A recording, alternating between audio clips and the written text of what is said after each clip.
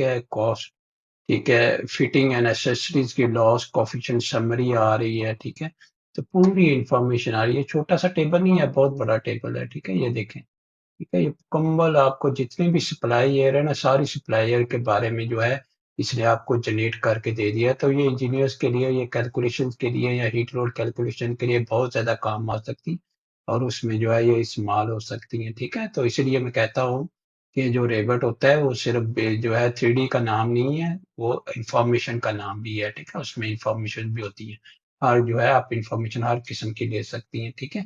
इसी तरह ये तो आपका हो गया ना उसके लिए आपका एचवीएसी के लिए, ठीक है? सप्लाई एयर के लिए आपके पाइपिंग सिस्टम भी है, ठीक है? पाइपिंग सिस्टम में आप अगर एनालाइज़ में चले जाएँ ना, तो यहाँ पे आपके पास जो है डक्ट का प्रेशर लॉस भी आपने देखा और पाइप का प्रेशर लॉस भी आप जो है देख सकते हैं, ठीक है? तो यहाँ पे डिफरेंट किस्म की लाइन्स आप